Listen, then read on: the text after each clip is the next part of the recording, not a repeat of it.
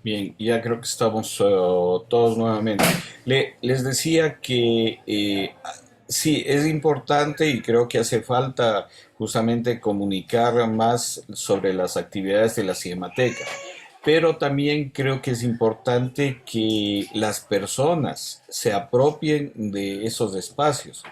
Un poco la idea de este taller es que ustedes que tienen un interés, no todos como realizadores, sino más bien como cinéfilos, como gente interesada en el cine, que sean parte de la Cinemateca, que ustedes puedan colaborar desde cada una de sus actividades o de sus funciones con este trabajo en la Cinemateca.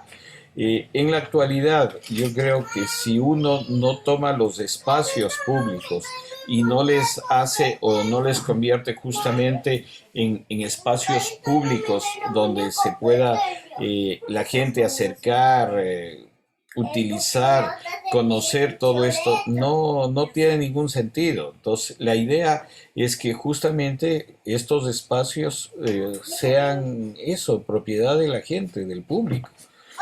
Se inició lo de la consulta pública, que era justamente para que las personas interesadas en ver cine ecuatoriano se acerquen y vean en un computador, en un monitor grande, eh, películas ecuatorianas sin ningún costo. Esto que está instalado ya en la matriz se podría replicar en todos los núcleos y esto no es muy costoso. ¿No? Porque tener unas 3, 4 computadoras conectados con un servidor, tener monitores, es algo que no, realmente la inversión no es muy costosa. E inclusive ahí sí se podría pedir apoyo hasta de la empresa privada, ¿no? De almacenes que puede haber en cada una de las provincias que donen unos 4 o 5 monitores, tener un computador central y repartir la señal a cada uno de los monitores, la gente que quiere visualizar estos materiales. Entonces, hay algunas iniciativas que se pueden realizar y que la idea es esa, contar con la participación de ustedes, lo que yo les decía, ser un poco más proactivos con respecto a esto, o sea, inclusive proponer cosas que se pueden ir realizando, porque es la forma como cómo uno se va involucrando en este medio. Yo parto de mi experiencia personal. Yo cuando tenía 15 años, Ulises Estrella me invitó a participar en un taller de la Facultad de Artes. Eran ya para estudiantes universitarios y con otro compañero del colegio que nos interesaba crear un cineclub, él nos dijo, pero vengan al taller, ahí van a saber cómo es esto del cine y se van a ir involucrando más. Y efectivamente pasó así, ¿no? Entonces yo sí creo que también estas experiencias de los talleres no solo tiene que quedarse en algo, eso, de un aprendizaje, de un conocimiento, sino que eso, las personas se vayan involucrando en esta actividad. Y se puede hacer de muchas formas, ¿no? Como les digo, de pronto eso, tratando de recopilar información o la otra cosa que habíamos quedado también, que de pronto planificar una vez al mes, pasar una película y que ustedes puedan eso, ayudar a difundir entre amigos, compañeros, familiares, una actividad ya concreta de ver cine. ¿No? Entonces, como ven, hay varias formas. Entonces, yo más bien eso, quisiera ver sus opiniones de cómo podrían ustedes colaborar, involucrarse más en este trabajo de la Cinemateca, ¿no? Y ir viendo proyectos futuros también. Entonces, no sé quién desea participar o quién quiere preguntar algo con respecto a esto. Yo maestro. Sí, le escuchamos, Mario, por favor. Buenas noches, compañeros. Buenas noches, maestro. Mire, cuando se hablaba de la poesía, me vino a la mente la película que vimos del Botón de Nácar, porque en esa película hay que destacar esa gran metáfora o analogía que se hace en relación con el ciclo del agua que se encuentra en la naturaleza, pues, ¿no? Ahí viene la pregunta, si el agua que existe en el mundo ha aumentado o ha disminuido. Como es obvio, el agua que existe en nuestro planeta nunca aumentará ni se disminuirá. El ciclo del agua, como sabemos, tiene las fases de evaporación, condensación, precipitación y acumulación, infiltración, etcétera. Ahí es cuando se tiene esa metáfora en relación a la precipitación, cuando se hace mención que el agua viene de las estrellas. Entonces, es una analogía perfecta si se quiere mencionar. Eso por un lado. Dentro de la misma película, quería preguntarte aquello que se refiere a cuando le lanzan a ciertas personas al mar cubiertas con plástico, luego los envuelven en unas sacas y luego le ponen unas rieles para que se sumerja en la mar. ¿Es un falso documental o realmente existió o es solo por decirle que en la época de Pinochet era así de esa manera que se lo hacía? Eso es la pregunta. Sí, eso es verdad, o sea, eso es parte de la Comisión de la Verdad de Chile. Inclusive hay un museo dedicado a esto, ahí en Chile, ¿no? A la memoria de toda la gente que fue torturada, masacrada, desaparecida. O sea, eso no es un hecho ficticio.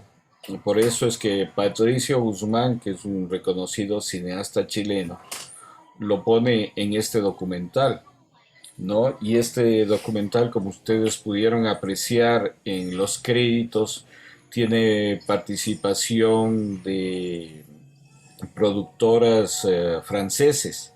Entonces, ningún productor, al menos europeo, se va a arriesgar a financiar un documental si no fuera verdad, si no estuviera contando cosas que son o que han sido ya comprobadas. Lamentablemente sí, o sea, lo que pasó en esa época en Chile, con el golpe de los militares a Salvador Allende, como había mucho apoyo popular al gobierno de Salvador Allende, entonces comenzaron un exterminio selectivo a toda la gente que pensaba diferente o que pensaba como Salvador Allende, se comenzó a exterminarlos. Entonces, como les digo, eso no es una ficción, sino que realmente ocurrió. Y lo interesante de este documental de Patricio Guzmán, y por eso me interesaba que lo vean ustedes, es cómo hace la analogía entre el botón de nácar que este indígena pidió que le regalen, creo que era 4 o 5 botones de nácar a cambio de llevarlo a Europa, y cómo este mismo botón de nácar aparece en un riel, adherido al riel por la descomposición y por la presión del agua, ¿no? Entonces por eso se llama justamente el documental el botón de nácar. Cómo esta persona, que lamentablemente haya sido torturada y botado con esta riel al mar, ¿no? Dentro de sus ropas, ese botón de nácar se pega a la riel, ¿no? Por efectos de la descomposición del agua y todo eso, ¿no? Entonces, esa analogía que hacen, ¿no? Pero sí, efectivamente existió eh, esa realidad tan cruda y tan dura en la dictadura chilena. Bien, no sé si alguien, primero, Mario, ¿está contestada la pregunta? sí está contestada. Sin embargo, resulta escalofriante saber que esto así ocurrió. Por eso resulta hasta increíble, ¿verdad? Por eso te preguntaba. Ajá. Sí, no, no, pero eso sí, y cosas terribles. Ya te digo, o sea, si quieres investigar un poco, métete ahí el Museo de las Víctimas, el Museo de la Verdad en Chile, en donde recopila toda esta información, ¿no? Y ellos se han dedicado a documentar todo eso, ¿no? Y películas como estas de Patricio Guzmán, de este cineasta chileno, ayuda a que la gente conozca una realidad que muchas veces eso se desconocía, Me ¿no? parece inverosímil. Ujú. Aquí también en Ecuador algún rato se sabrá también muchas cosas que han pasado y que son desconocidas, ¿no? Ciertas masacres de nuestra historia que no se conoce, que están en una que otra investigación. Hay un escritor, ahí se me fue ahorita el nombre, pero que escribió El festín del petróleo, Jaime Galarza, Galarza. Jaime Jaime Galarza. Galarza, sí, Jaime Galarza.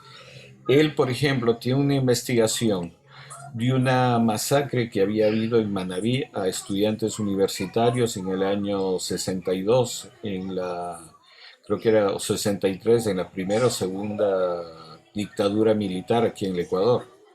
Entonces, él tiene esa investigación, pero como todas las cosas, eso, hace falta de pronto hacer un documental, algo que también se recopile eso, ¿no? En ese sentido, el cine, como veíamos, es una fuente de conocimiento y de denuncia de muchas cosas que no son conocidas o que se han tratado de ocultar. Entonces, aquí también en el país han pasado cosas espantosas, escalofriantes y que lamentablemente no se conocen, ¿no? Solo los familiares o las personas que han sufrido eso lo saben. Bien, ¿alguien tiene alguna otra pregunta, alguna otra opinión? Nos desviamos un poquito del tema, pero bueno, con respecto a esto, a guardar la memoria o hacer actividades que sean más proactivas con respecto a esto. Lo que les decía de la Cinemateca, o sea, nosotros no queremos que la Cinemateca sea un ente, en primer lugar, centralizado, o sea, que quede solo en Quito y eso, o sea, lo que decía Victoria es importante, que de pronto en cada núcleo pueda haber alguien que se encargue de este trabajo. Ya técnicamente se puede mandar a un sitio en donde se recopila todo esto. Pero hay otras funciones que también cumple una cinemateca, la función de difusión, de educación. Entonces, eso se podría hacer a través de los núcleos provinciales. Pero como les decía también, si es que no hay una presión social o si no se crea una necesidad en cada una de las provincias, tampoco muchas veces los directores van a emprender esta actividad, ¿no? O sea, como muchas veces se dice, hay que crear la necesidad para que se pueda ejecutar. Bien, ¿alguien tiene alguna otra opinión o alguna otra pregunta? Yo, Sí, vamos. maestro, o A ver, Byron. Byron había alzado primero la mano. Ya. Después continúa. Vamos con Byron, por favor. Sí, perdón, compañero, tomo la palabra. Bueno, hace tiempo aquí en la Casa de la Cultura de Núcleo del Carchi hicimos un proyecto sobre el tema de crear reportajes, ¿no? Reportaje también desde el punto de vista periodístico, pero también sí se le puso mucho toque documentalístico. Con eso lo que planteábamos es crear la memoria, y la memoria que más hay aquí en Carchi es el tema de la tradición oral, de las leyendas que nos contaban nuestros abuelos o de algún hecho histórico. Entonces, lo poco que pudimos lograr ya con la anterior administración y lo que se pretende lograr con esta nueva administración de la Casa de la Cultura es continuar con esto, ¿no? Lo que hicimos fue, por ejemplo, una entrevista que se le hizo a un antiguo presentador de programas, de eventos aquí, o sea, él presentaba en los años 60, 70, Y él contaba esas historias, ¿no? Dice que incluso lo traje a Ernesto Albán aquí a Tulcán. Dice, cuando yo iba a Quito con Ernesto Albán creían que yo era Zarzosita, pero yo no era, decía. Eso, entonces él nos contaba esas historias. Dice, igual cuando aquí a Tulcán llegó la radiodifusión, yo ayudé a locutar y nos contaba eso. Entonces se mantiene esa memoria. Igual hicimos otro sobre una manifestación que hubo en el año 71. Se llama la Revuelta del 26 de mayo. Entonces, lo que trato de decir es que se debe indagar, yo creo que principalmente, primeramente, es con el tema como documentalístico, ¿no? Para después ir insertando de a poquito lo que es ya más la ficción, para que el público se adapte más a recordar sus vivencias, las vivencias de sus ancestros, de sus abuelos, para de esa manera mantener, o sea, viva esa chispa de la historia, de que la gente quiera ver una película porque ahí se identifica con alguna historia que le contaban de niño. Y eso más que todo, esa nostalgia es lo que provocaría también el acceso a las personas para que aprecien más esto de lo que hay en una cinemateca y no lo tengan ahí botado y guardado y solo busquen cuando lo necesiten, sino que estén en en esa constante indagación para mantener viva esa memoria. Eso es lo que quería acotar. Muchas gracias. Gracias, Byron. Una pregunta, ¿y eso en revistas en qué formato lo tienen o en qué lo hicieron? A ver, en YouTube están, en la CC del núcleo de Carchi, está la del 26 de mayo. Ajá, la otra no sé dónde estará, ya la he de indagar. Ajá. Ya. Eh,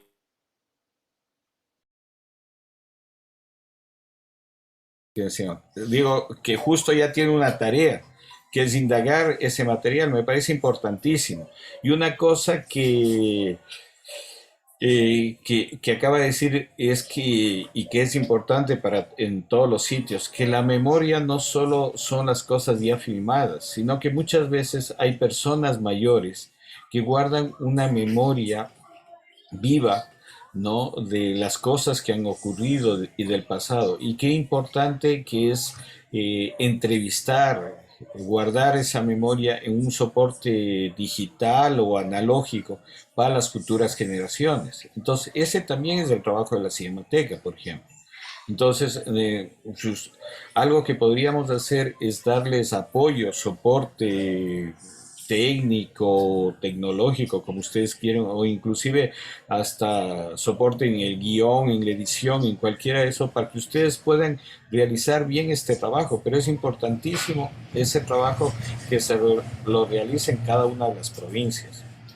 Entonces, la idea es eso, que también cuenten con ese aporte. Podríamos mandar un técnico en edición o de pronto para alguien que les dé guión para que se puedan organizar de mejor manera este trabajo. Entonces, ese también es la idea de colaborarnos en este aspecto.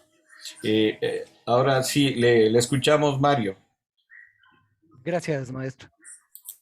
Estaba pensando cómo hacer para que en las cooperativas de transporte, me refiero, de viaje de Ambato a Quito, Cuenca a Guayaquil, etcétera, etcétera, se pasen películas ecuatorianas. Sé que en Cuenca, por ejemplo, unos muchachos realizaron este proyecto y se mantuvo por algún tiempo. Entonces, en el transcurso de su viaje, iban viendo, ¿no? Cine ecuatoriano especialmente. No especialmente, exclusivamente cine ecuatoriano. Eso, por otro lado, también, ¿por qué en la televisión ecuatoriana no se pasa cine ecuatoriano? En los canales incautados, digamos, en el canal público, por ejemplo, ¿por qué no se pasa cine ecuatoriano? Yo me pregunto eso. En el canal de la Universidad Católica Santiago de Guayaquil, ¿no es cierto? Ahí pasan permanentemente cine clásico, que es comentado, ¿se acuerdan de ustedes del ministro de Trabajo de Jaime Roldós? Por el Aquiles Rigail Santiesteban. Entonces, él es el que comenta, etcétera, etcétera, pero permanentemente están pasando cine clásico. ¿A qué se debe que ellos, por qué no lo hacen? ¿Por qué no pasan cine ecuatoriano? Primero porque los realizadores, los productores ecuatorianos quieren que les paguen, como es obvio, por su trabajo, ¿no? Y los canales de televisión no quieren pagar muchas veces, sino que les resulta más barato comprar un enlatado, que ese enlatado lo pueden pasar una, dos, tres veces. En cambio, al adquirir una película ecuatoriana, tendrían que pagar por cada vez que la pasan, ¿no? Porque así son los derechos que se conocen como derechos de exhibición. Entonces, en los canales de televisión dicen que les resulta más barato comprar un enlatado, que eso, le pasan 10 20 veces y pagaron, no sé, 500 $1000 por ese enlatado, que pagar el costo de una película ecuatoriana, que creo que hay algunas asociaciones de productores, entre esas de Jeda Ecuador, que creo que habían marcado un costo mínimo de $4000 el pago de una película ecuatoriana para que se le pueda pasar dos o tres veces en la televisión nacional, ¿no? Como una ayuda, como un aporte, pero muchos canales no quieren pagar eso. Como les repito, es un tema ya de mercado. Prefieren comprar un enlatado que les resulta más barato que pagar los derechos que correspondería a pasar una película ecuatoriana.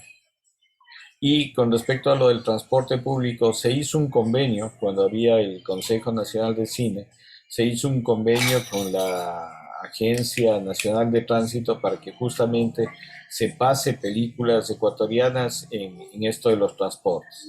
Pero lamentablemente terminó el convenio y los transportistas no todos cumplieron, porque para ellos igual es más fácil piratearse de estas películas de Van Damme o de cualquiera de estas de guerra o de peleas, y es lo que pasa en el transporte interprovincial, ¿no? Entonces, falta regulación, o sea, ahí lo que habría que hacer es una regulación para que se pueda exhibir esto en el transporte público e interprovincial. Bien, ¿alguien más tiene alguna pregunta, algún comentario, algún aporte que quisieran hacer con respecto a esto que estamos conversando? No. Victoria, sí, le escuchamos, por favor. Yo tenía una pregunta respecto a esto de que exista una cinemateca en cada provincia.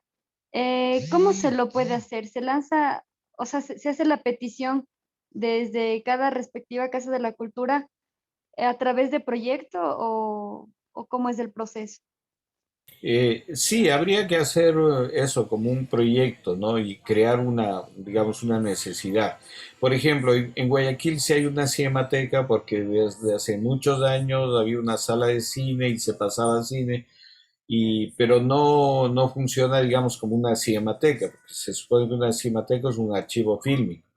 Yo cuando fui hace 2 años de allá no tenían ni una sola película, pero se llamaba Cinemateca. Entonces sí hay que ir regulando, pero sí sería importante eso, crear un proyecto, crear la necesidad en los núcleos para que se cree las cinematecas en cada uno de los núcleos, ¿no? Y como digo, se podría empezar con este trabajo de recopilación que tengan archivo, que se pueda pasar películas, ¿no? Por ejemplo, muchas veces las embajadas nos dan películas con derechos para la Casa de la Cultura, entonces se podría decir que la Casa de la Cultura, como está en las 24 provincias, esos derechos nos den para todas las provincias. Entonces se me ocurre, cuando viene un festival de cine coreano, se pueda replicar en todos los núcleos de la Casa de la Cultura, ¿no? Entonces, a través de las cinematecas que estén en cada uno de los núcleos, ¿no? Entonces, habría que buscarle el nombre, porque de pronto, eh, no sé, van a decir, crear una cinemateca es una partida más, un funcionario más. De pronto hay unidades de comunicación o de televisión en cada uno de los núcleos, entonces buscarle la forma en cómo hacemos este trabajo. Y yo creo que eso es importante, pero en los núcleos que tengan la posibilidad de crear un proyecto y generarlo, hacerlo. O sea, ya les digo, se podría hacer mucho trabajo ahí, no solo este de recopilación y el trabajo de exhibición, sino tener también esto que les comentaba, la consulta pública, ¿no? Que eso no es muy costoso y cada núcleo podría tener en digital eso, parte de la historia del cine ecuatoriano, de películas ecuatorianas, para que la gente vaya a consultar. Ojo, con esto no se está comercializando porque no tendría costo esto, justamente por eso es consulta pública, pero sería un servicio que se da a la comunidad. Entonces, no sé si con esto le queda claro cómo sería el mecanismo. Sí, sí, es que justamente la anterior semana tuvimos una reunión en la Casa de la Cultura de acá, con todos los gestores culturales de acá, todos los artistas, y justamente porque justo cambiamos de presidente y está receptando ahora nuevas propuestas y todo esto. Entonces sería muy lindo poder hacer este proyecto, ¿no? Poder generar un proyecto así acá en la Casa de la Cultura de acá, justamente también porque el espacio de acá tiene varias salas, inclusive tienen un auditorio donde bien se podría proyectar cine y sería bueno que siempre el espacio sea utilizado porque por lo general pasa que en algunas casas de la cultura el espacio está y no se hace absolutamente nada, no hay proyecto que mueva la Casa de la Cultura. ¿De qué núcleo está usted? En el núcleo de Tungurahua. Ah, ya, ya, perfecto. Sí, sí, sí. Inclusive para las personas, por ejemplo, que quieran desarrollar esto, se les podría asesorar en eso, en hacer el proyecto y todo. O sea, qué elementos se podría incluir. Entonces, sí, yo creo que es eso, que ustedes propongan cosas, propongan en los núcleos hacer estas actividades que va a ir en beneficio de todos, ¿no? Entonces, sí, yo creo que esa es la mejor labor que podríamos hacer. Bien, ¿alguien más tiene alguna pregunta, algún otro comentario que deseen hacer? ¿Algún otro aporte? Bien, Profe, yo, sí, por a favor, ver, le escuchamos. ¿qué tan factible sería que la Casa de la Cultura sea un instituto de cultura? Es decir, que patrocine lo que es la creación de artistas en pintura, escultura, dibujo, música, cine, teatro, todas las artes.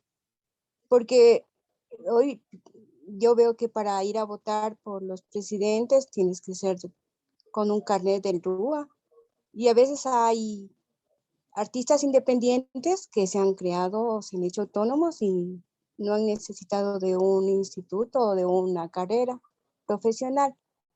Pero, ¿qué tal si la Casa de la Cultura ahora se crea como un instituto para que la gente vaya y se haga un tecnólogo en educación artística?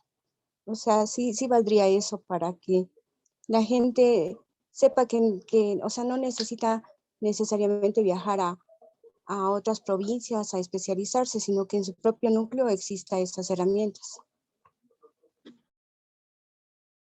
Sí, es una muy buena iniciativa también. Ahí lo que habría que consultar es como hay una ley de cultura que rige actualmente a la Casa de la Cultura, qué factible sea esto, ¿no? Porque un poco en la nueva ley de cultura lo que se determinó es que los núcleos de la Casa de la Cultura ejecuten la política del Ministerio de Cultura. Entonces, esto habría que eso, consultar, digamos, la legalidad o la forma de hacerlo, pero me parece muy buena iniciativa. Y es más, cuando empezó la Casa de la Cultura, empezó justamente como lo que llamaban esto las secciones académicas. Entonces, por ejemplo, había la sección académica de literatura, de pintura, así empezó la Casa de la Cultura. Entonces, sería de recoger un poco esa historia de la Casa de la Cultura para plantear esta forma novedosa y actual de que se pueda dar este tipo de talleres o este tipo de formación y que sea reconocido, ¿no? Claro está por el Ministerio de Educación o por los institutos superiores, ¿no? Pero igual habría que plantear esa iniciativa. Bien, ¿alguien más tiene alguna otra pregunta, algún otro comentario o algún aporte que quieran hacer? Yo, maestro. Sí, le escuchamos, Mario. Eso precisamente es lo que los candidatos mencionaban, la profesionalización de los artistas populares en todos los ámbitos. En estas elecciones que se realizó no hace mucho tiempo. Entonces, todos los candidatos, su plan de gobierno era la profesionalización de los artistas populares y es una magnífica idea. Y ojalá lo lleven a cabo, ¿no? Eso por un lado. Por otro lado, quería preguntarte si existe algún documental sobre el libro de Joaquín Gallegos Lara, Las cruces sobre el agua. Hay un trabajo del Pocho Álvarez, un documental donde hay testimonios de los sobrevivientes de la masacre de 1922. En la actualidad están muertos. Este trabajo el Pocho lo hizo en los años 70. Entonces hay ese documental, está en la Cinemateca, ya voy a ver en dónde está y de lo que conozco hay ese material, pero no conozco de ningún otro. Creo que ha habido intentos de hacer algo en teatro, pero no conozco ninguna otra película o documental sobre esto, o una adaptación del libro de Joaquín Gallegos Lara, tampoco lo conozco. Lo que sí conozco es de este trabajo del Pocho sobre una entrevista a los sobrevivientes de la masacre. Eso sí, sí lo hay. Fabuloso, fabuloso. Ya voy a tratar de conseguir y podríamos plantearnos, por ejemplo, si estamos todavía en el taller, ver ese documental como parte del trabajo ahora que me hace acuerdo. ¿Y Huasipungo jamás se llevó al cine? ¿La novela No, Huasipungo? no tampoco. Los hermanos Guayasamín quisieron hacer algo sobre Guasipungo y ellos tienen un trabajo que se llama El cielo para la Kunshi, que es un trabajo entre documental y ficción, que recién estamos digitalizando en la Casa de la Cultura. Pero así con respecto a Guasipungo, que yo conozca, no hay ningún trabajo audiovisual. De pronto hay algunas experiencias que en provincias se han hecho, pero no tengo conocimiento. Sí, en teatro lo han hecho Sí, algunas en veces. teatro sí. En teatro lo han hecho. Eso, gracias. Ya. Bien, gracias Mario también. ¿Alguien más? ¿Algún comentario, sugerencia, pregunta? Bueno, si no, agradecerles por su participación y nos estaríamos viendo la próxima semana. Gracias y una buena noche con todos. Gracias, buena noche. Profe, buenas noches. Gracias. Gracias, camaradas. Buenas noches, muchas gracias con todos. Gracias, maestro.